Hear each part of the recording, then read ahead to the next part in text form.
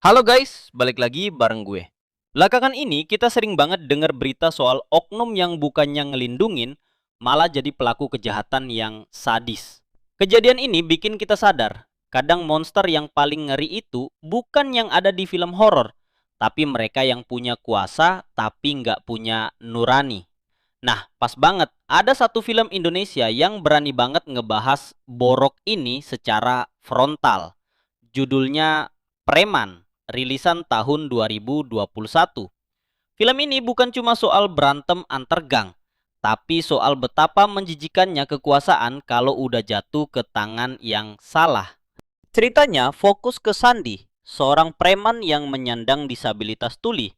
Dia kerja buat organisasi ormas bernama The Perkasa, yang sok suci tapi aslinya busuk. Suatu hari, anak Sandi yang masih kecil nggak sengaja ngeliat kejadian yang nggak seharusnya dia lihat, yaitu pembunuhan sadis yang dilakuin sama ketua organisasinya sendiri, yakni si guru. Di sini masalahnya jadi makin rumit. Sandi tahu kalau dia nggak bisa lapor ke siapapun. Kenapa? Karena di kota itu, penjahat sama orang dalam itu satu paket. Organisasi ini punya backing yang kuat banget, bikin mereka merasa kebal hukum dan bisa ngilangin nyawa orang semudah ngebalikin telapak tangan. Bayangin, lo saksi pembunuhan, tapi lu nggak bisa lapor ke polisi. Karena lu tahu polisi itu sendiri yang ada di belakang si pembunuh. Yang bikin film ini terasa menjijikkan bukan cuma darahnya, tapi manipulasinya. Si antagonis, guru, digambarkan sebagai sosok yang punya citra baik di depan publik. Tapi di belakang dia adalah psikopat yang gak ragu ngebunuh anak buahnya sendiri kalau dianggap jadi penghambat. Dia pakai simbol-simbol keadilan dan kebangsaan buat nutupin bisnis kotornya. Film ini nunjukin kalau sistem yang rusak itu bisa bikin orang baik jadi terasing dan orang jahat malah jadi pahlawan di mata publik.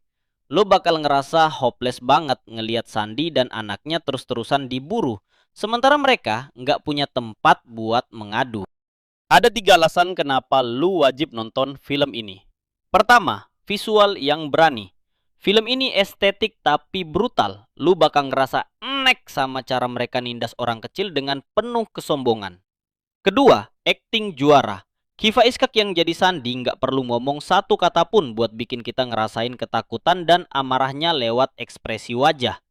Ketiga, kritik sosial yang tajam. Film ini nggak main aman. Dia nyentil soal korupsi, penyalahgunaan lencana, dan gimana orang kuat bisa ngebeli hukum dengan mudah.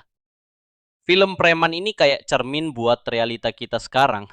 Pas nonton, mungkin lo bakal teringat sama kasus-kasus viral di berita belakangan ini.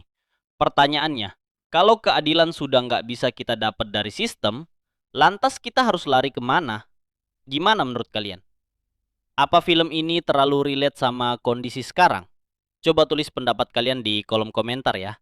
Jangan lupa like dan subscribe kalau kalian suka bahas film-film gelap kayak gini. See you in the next video.